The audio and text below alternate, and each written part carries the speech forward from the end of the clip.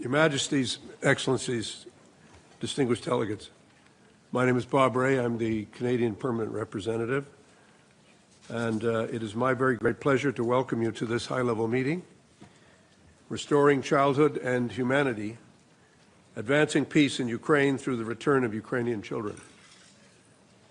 The President of Ukraine, Volodymyr Zelenskiy, and the Prime Minister of Canada, Mark Carney, have convened this meeting as co-chairs of the International Coalition for the Return of Ukrainian Children.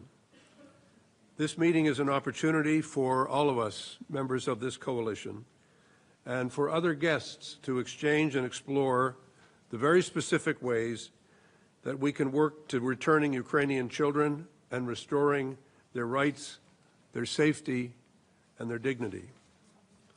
I now have the honor to turn to His Excellency Volodymyr Zelenskiy, the President of Ukraine, for some opening remarks. Mr. President, you have the floor. Thank you so much. Thank you very much. Dear friends, dear Mark, Prime Minister of Canada, Madam First Lady of Canada, Olena, all the leaders, all the representatives, Excellencies, our friends, Your Majesties, thank you for bringing the coalition for the return of children to the level of leaders' work. And this is a very good sign. And thanks Canada, thank you Mark for your strong leadership. More than 30 delegations are here with us now, taking part in the coalition. And thank you all, this is truly important. Today we are in New York, and on the global stage, the next such summit we expect to hold in Brussels under the co-leadership of Ukraine and the European Commission. Thank you, Ursula. And hope this format will bring progress in solving this very, very sensitive issue, the fate of Ukrainian children. Thousands and thousands of our children are victims of Russia's double crime. Russia first abducted them and deported them, and now it tries to steal everything they have inside, their culture, their character, their bond with family, and their identity. Maybe not everyone here is a parent, but everyone knows how quickly children grow, how precious every moment is, how fragile their first steps in life can be. And so one of the greatest things adults can do is to give a child a normal childhood. And one of the lowest crimes imaginable is to replace childhood with war and its cruelty. For years we have been fighting to bring our children home, and we need real results, which means the actual return of all the abducted Ukrainian children. It is fair and symbolic that the first crime Putin has been charged with is his crime against children. And I thank every country that enforced the ICC warrant for Putin and others guilty of abducting children. This matters, and it must not be forgiven. Thanks to our Bring Kids Back UA initiative and the support of partners, 1,625 children have already been returned to Ukraine. Each return is a success, a child saved, but also a challenge because the child must be reintegrated and protected from the trauma they went through. The First Lady of Ukraine contributes to the reintegration projects for such children, and today you will hear from Olena about this work. Please join these projects. And we are also starting a tracing mechanism to collect all data about our displaced children in Russia and in occupied territories. Russia hides the truth, so this work is crucial. It means financing, searching, verifying information, and making sure those responsible are held accountable. And I urge you, please, in every sanctions package, increase the pressure on those Russian politicians, officials, judges, propagandists, and others involved in child abductions and the attempt to reprogram their minds. All this is known, the camps where abducted children are taught hatred, the institutions involved, even the structures of Russia's state church used to erase children's Ukrainian identity. And everyone who does not close their eyes and acts in response defends humanity. Everyone in Russia who is involved in child abduction, re-education and abuse will be sanctioned. Sanctions packages are never easy, but adding those guilty of crimes against children makes this war stronger and gives it moral force. Dear friends, in Turkey, we gave Russia's representatives an initial list of 339 children, clear data, just a small part of the thousands we must save. So far, Russia has done almost nothing, not even given real information about these children. They refuse to give real information, neither to us nor to international organizations. Please, let the result of this coalition meeting be support of initiatives to find, return, and reintegrate our children, and real pressure on Russia through sanctions. We must turn attention into action. We need your support and support of partners in the General Assembly. And this year we'll introduce a resolution condemning the abduction and deportation of children. Forcibly taking children from one nation and trying to re-educate them for the benefit of another is an obvious crime. The UN must say this clearly once again. So the crime must be stopped, the felons must be held accountable, Ukrainian children must be brought home. Thank you to all the countries standing with us, with our families, with Ukrainians, with our Ukrainian children. Slava Ukraini. Thank you.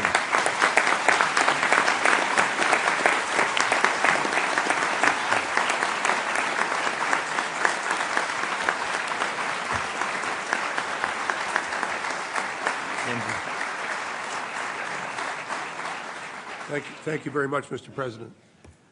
I now have the honor to turn to the Right Honourable Prime Minister Mark Carney of Canada. Prime Minister, the floor is yours. Thank you, Chair. Mr. President, dear Volodymyr, Madam First Lady, dear Olena, Diana, friends, it's an honor to be here. It's a tragedy that we must gather together. And it's a tragedy that we're all committed to reverse.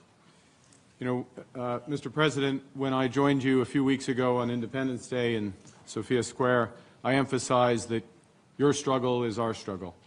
Your cause of freedom, democracy, sovereignty, and the human rights and dignity of every person, particularly children, is our cause, the cause of the 42 nations and more organizations gathered here today. I want to be clear at the outset of who's responsible for these horrors. Putin has caused this terrible tragedy that has claimed in the war lives of millions. He menaces the skies of Ukraine, threatens the cities, destroys the field. Putin has stolen Ukrainian children. Thousands of children have been abducted by Russia. Russia has repeatedly targeted the most vulnerable groups of children, including orphans, children with disabilities, children from poor families. Russian soldiers have entered classrooms and forcibly rounded up children, taking them to Russian schools and orphanages. To lose a child is every parent's nightmare. For the people of Ukraine, it's a horrifying reality. Après avoir bombardé une ville, They bombed cities and children in Ukraine. They bombed Mariupol. Russian soldiers announced evacuations and brought civilians and children to occupied cities occupied by Russia. Office has reported on these tactics, the tactics including to indoctrinate Ukrainian children. Children are being falsely labeled with Russian citizenship and passports. A decree to fast-track citizenship, the citizenship process for abducted children, has been signed by Putin himself. In the Russian school system, abducted Ukrainian children are exposed to war propaganda and given military patriotic training. Secondary schools are required to send lists of students aged 18 or older for conscription in the Russian armed forces. Each of these inhumane acts are violations of international law. And the 42 members of the International Coalition for the Return of Ukrainian Children are united in our mission. We're committed to the safe return of Ukrainian children, that this must be part of any negotiated settlement. As you mentioned, Mr. President, the coalition has provided Russia and Turkey with an initial list of 339 children to be brought home today. But this is just the beginning. There are thousands more children who've been illegally abducted, who've endured these horrors, who must return home. And as co-chair, Canada will intensify our work with Ukraine, with our European partners and the United States, to secure the immediate unconditional return of Ukrainian children. We're investing millions in a HALAS system to support the use of AI in locating and identifying Ukrainian children who've been unlawfully deported. We welcome the recent powerful appeal to President Putin by the First Lady of the United States to consider the plight of children in ending this war. You know, decades ago, a U.S. president led a peace effort with Russia through nuclear disarmament and Reagan adopted the slogan, "Trust but verify." It couldn't be more different, Vladimir Putin and Mikhail Gorbachev. When peace comes, we can't trust but verify. We must deter and fortify. We must start to drive that peace with the sanctions you mentioned. Canada has sanctioned over 300 enablers of the Russian regime, over 3,000 individuals. We stand ready to reinforce those sanctions further with our European partners. And I welcome the President of the United States' call today, repeated today, for secondary sanctions on Russia. Russia must be deterred, I'll finish with this, from ever thinking that they can threaten Ukraine's or Europe's freedom again. We have to fortify Ukraine's forces that have fought so valiantly and for so long. And by marshalling the strength of the coalition of the willing, President Stubb, I salute your leadership in that, dear Alex, we can help secure a durable peace. But that peace is only truly peace with the reunification of children with their family, with their homeland, and we will not rest until that happens. Slava Ukraine.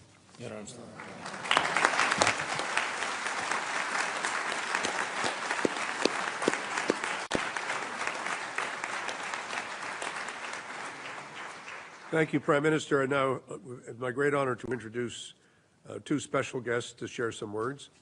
First, I'd like to give the floor to Olena Zelenskiy, who's the First Lady of Ukraine. First Lady, you have the floor.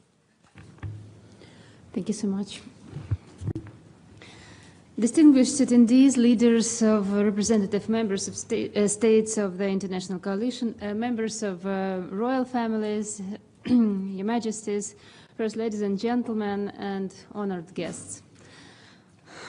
Obviously, I wish to speak today about painful truths.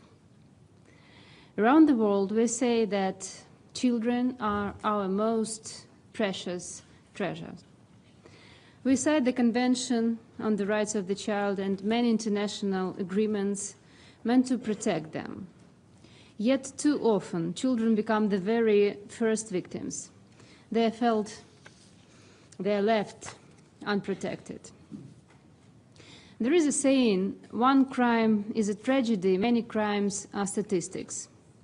If one child were abducted, we would be outraged and demand justice. But what if an entire state, using its institutions and army, abducts not only one, but thousands of children? We cannot allow such crimes to become statistics. That is exactly what Russia is doing in Ukraine. When Russian forces occupied Kherson, caregivers hid 48 children in a church basement.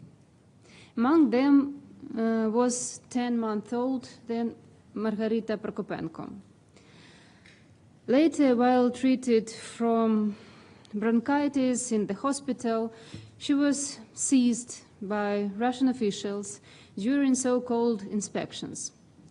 She was taken to Moscow, illegally adopted by a Russian official closely allied to Putin, and issued a false birth certificate with a new name, Marina Mironova, and a new birthplace, Russia. Her identity erased. Of those 48 children, only 7 have been returned. The rest remain in Russia.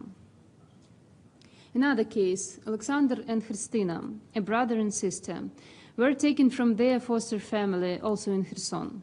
They were separated and placed with different Russian families.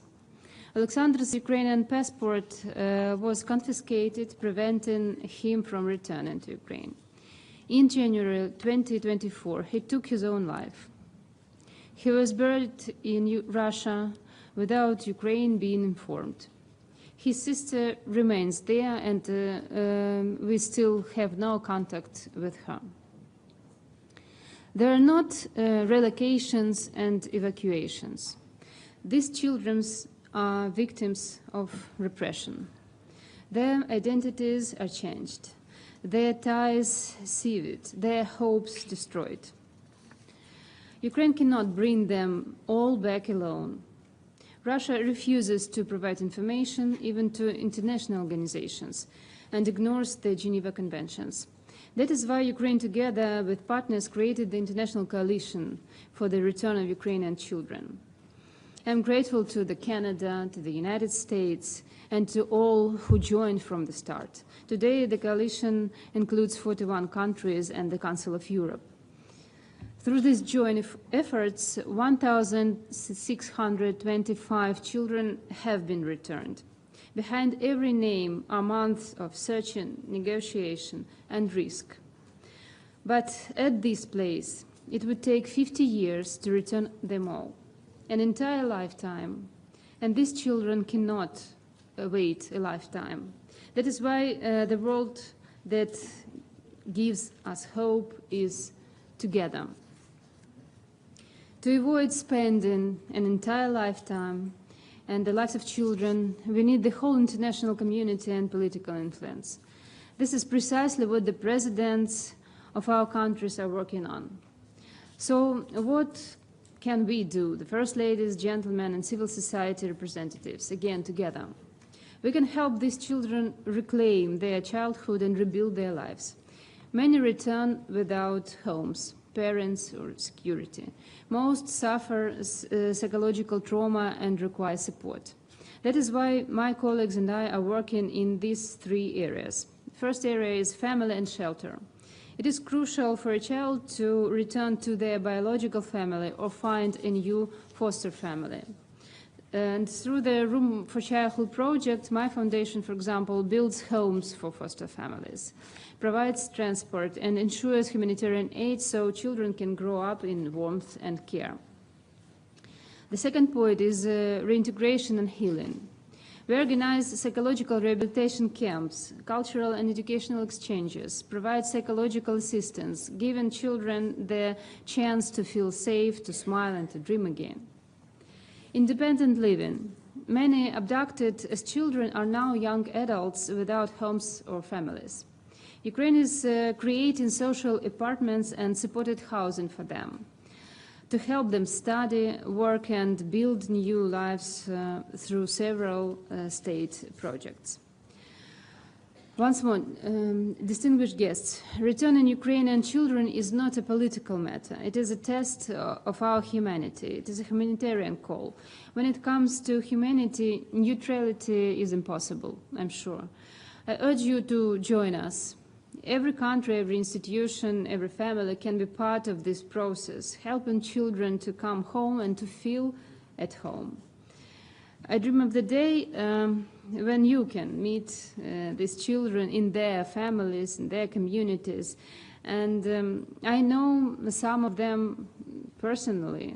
Their resilience and courage are extraordinary, greater than many adults could show. And despite all they have endured, they still believe in the world, in the future, and in us adults. And we must finally live up to their trust and their hopes, because they are the future of our world. It's simple, but that's true. Thank you.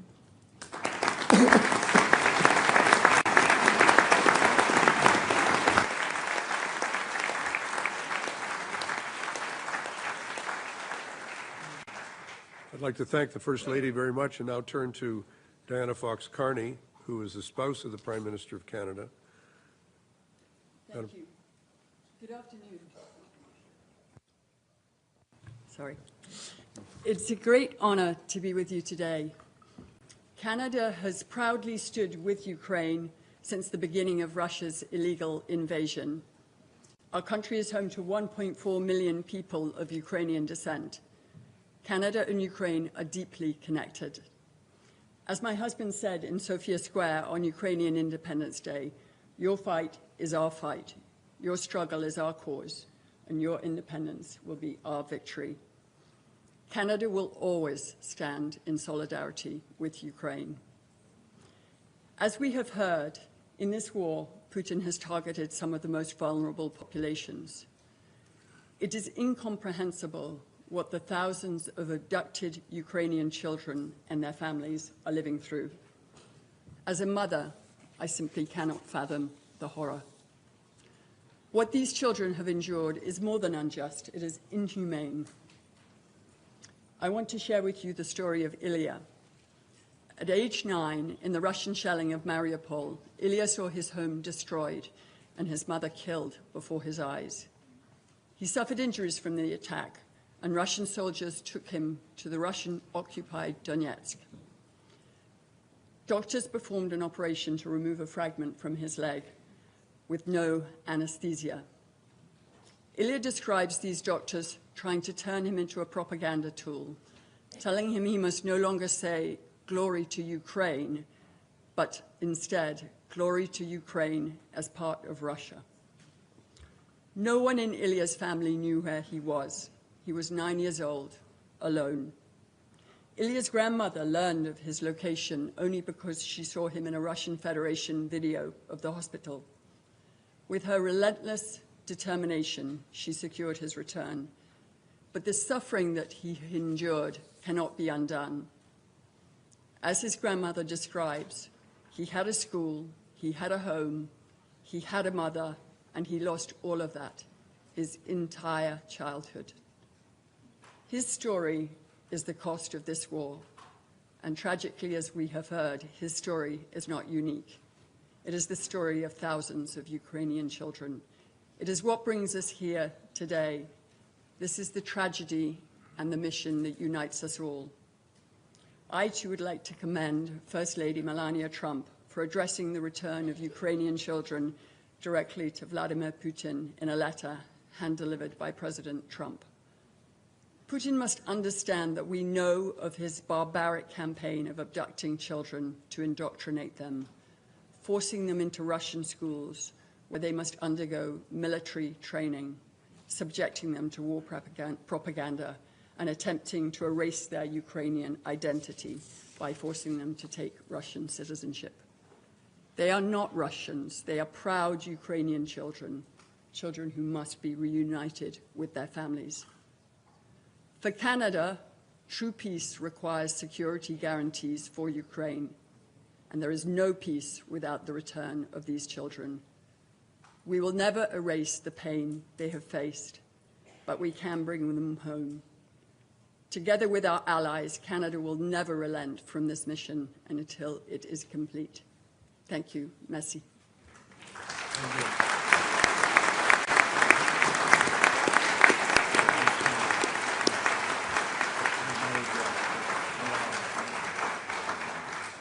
Thank you very much, Madam Carney. We're now going to hear statements from heads of delegation in accordance with the list of speakers. Now, this is when I ceased being popular in presenting the President, my Prime Minister, and the First Ladies. And now I have to play the bit of a heavy and say that it's 2 minutes.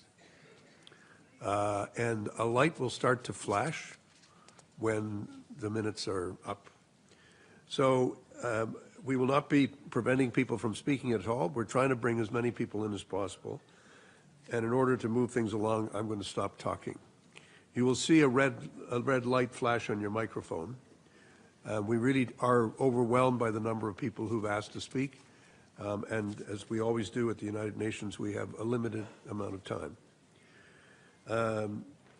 So I now give the floor to the representative of the Kingdom of Belgium, Queen Mathilde, the Queen of the Belgians.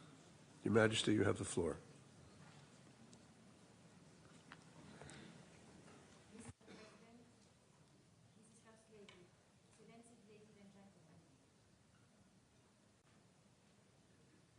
I would like to start by expressing my heartfelt empathy towards all the Ukrainian children whose lives are being seriously compromised.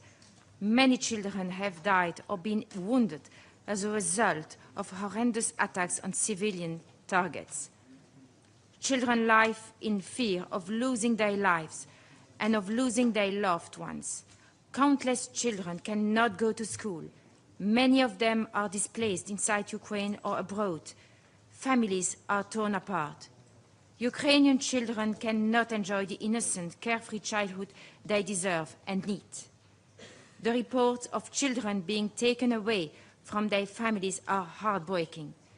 These reports point to an intense violation of their rights in a deliberate, organized manner.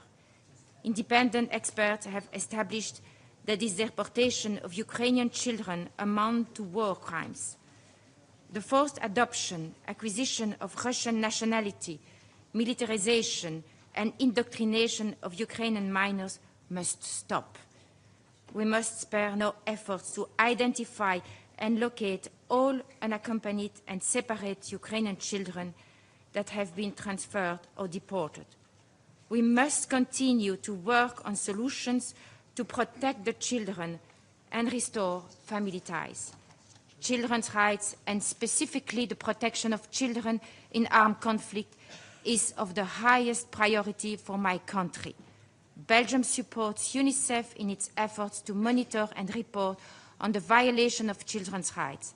We have provided specific funding for UNICEF projects in Ukraine, including assistance for unaccompanied children and those separated from their families.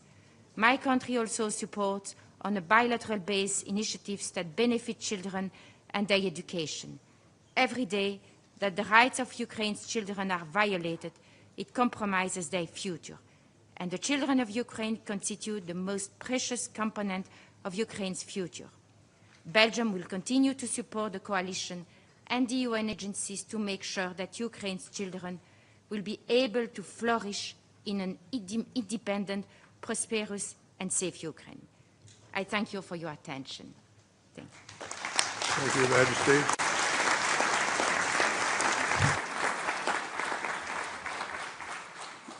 I would now thank you, Your Majesty, and I give the floor to the representative of the Republic of Latvia, Edgars Rinkēvičs, the President of the Republic. Thank you very much, Excellencies. Since 2014, Russia has abducted or forcibly relocated almost 20,000 Ukrainian children. They remain far from home, continue to be stripped of their national identity, adopted in Russian families, indoctrinated as soldiers for the occupying power. These atrocities are a direct result of Russia's war, deliberate violation of international laws and Geneva Conventions. Safe and unconditional return of Ukrainian children should be part of achieving peace. We commend Ukraine for placing its people at the center of the peace talks. Excellencies, we will not let Russia get away with these crimes. International community needs to make every effort to demand accountability from Russia. Latvia encourages broader sanctions targeting perpetrators of Russia's policy. We must ensure that the protection of all children are at the forefront of our efforts. Children grow fast. Time actually is not on our side. About 1,600 children have been returned, but it's not enough. We need to continue to pressure Russia to share the lists of children and their locations, give access to the International Committee of the Red Cross and human rights monitors. We will do everything in our power to return and to protect Ukrainian children. Latvia is ready to work together with Ukraine and other partners within the initiative to provide safe pathways home for Ukrainians returning home, especially deported children. We will continue to raise international awareness, working together with international organizations and non-governmental sector. We will be tireless in this endeavor until the last child is back to his or her loved ones. Thank you very much. Thank you very much, Mr. President.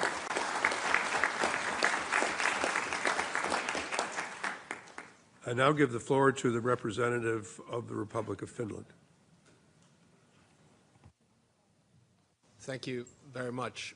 You know, Olena, Volodymyr, Mark, and Diana, we quite often talk about the three pillars of statehood being independence, sovereignty, and territorial integrity. But I think essentially what we're speaking about here today, it really is about identity. So Suzanne, my wife, and I had the chance to visit you in Kyiv about a week and a half ago. And during that visit, I had a chance to meet an organization called the Voices of Children. And of course, when we look at war, there are elements of it that are brutal, vulgar, and unethical. But the kidnapping of children, I think, goes beyond all of that.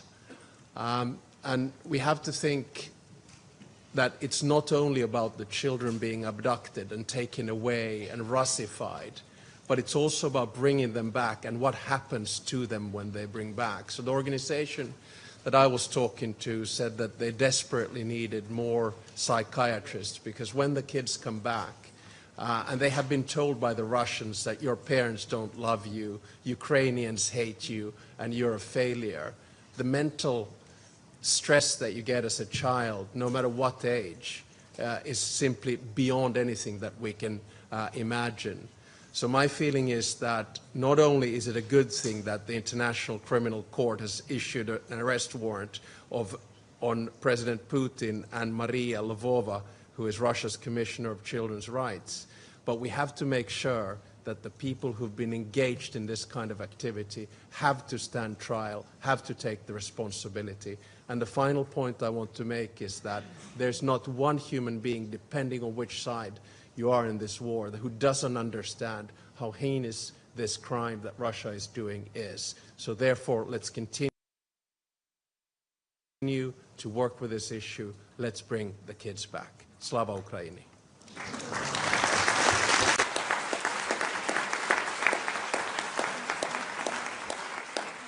I want to express my appreciation to President Stubb. I now give the floor to the representative of the Czech Republic, President Pavel. Thank you. Dear Volodymyr, Olena, dear Mark and Diana, thank you for the opportunity to address you on this really important issue. As a member of UN Human Rights Council, Czech Republic emphasizes the immense and unjustified suffering of civilians in this war, especially under a Russian occupation, a regime that denies people their right to choose their own future. Czechia condemns the deportation of children from Ukrainian regions under temporary Russian occupation as a grave violation of human rights. We strongly condemn the militarization and indoctrination of Ukrainian children and young people under Russian occupation. We see these crimes clearly and we do not look away.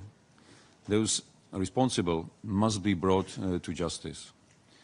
We have been actively raising this issue in international fora since the beginning of the war.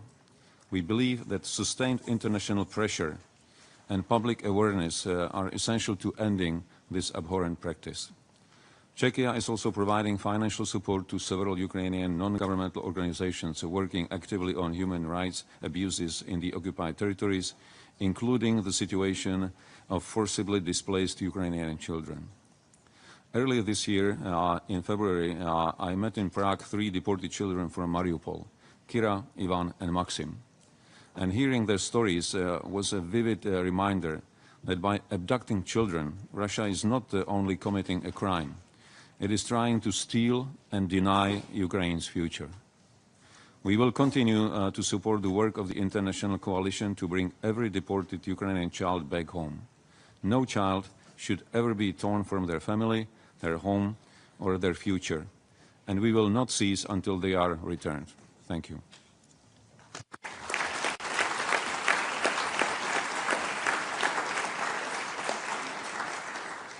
Give our thanks to President Pavel, and I'll give the floor to the Prime Minister of Norway in recognizing the extraordinary work that Norway has done as co-chair of the working group on the release of prisoners and deported persons.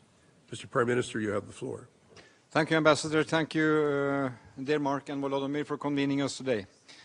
Mr. President, I was in Ukraine a month ago, and I spent time with some of your colleagues to visit a protection center for children that have been returned to Ukraine from Russia. And I must say, I have three children and 2 grandchildren. And meeting these young adolescents and hearing the horror they have been through and what they have to go through when they now have been returned made a deep impression on me. They were brave, but clearly marked by trauma. So they have experienced, as we all repeat in our interventions, the worst thing you can, to be forced away from family and friends and deep uncertainty about the future. So it is good that we come together, and basically this is a full hall, but I think all of the United Nations should be behind this. We have a Child Convention, we have Geneva Conventions, and this is explicit number 1 in both of them. This is truly unacceptable. The situation for the stolen children of Ukraine reminds us of the horror of this war. So the plight of the children is at the heart of any credible path to peace, and it was a part of your formula, Mr. President. I salute Canada for its systematic work and also the NGOs and the civil society that is backing up this. No one wants peace more than the Ukrainians, and no one deserves peace more than the children of Ukraine. So we stand by the demand that Russia must return all of the children that have been forcibly deported. A good place to start would be to return the children on the list submitted by Ukraine. So if Russia has any intention of showing good faith, and it remains to be seen, this is a place to start. So I will simply conclude by saying that Norway is a committed friend of Ukraine. We stand with you. We have about 100,000 Ukrainians living in Norway. We are looking after them. They are looking after us.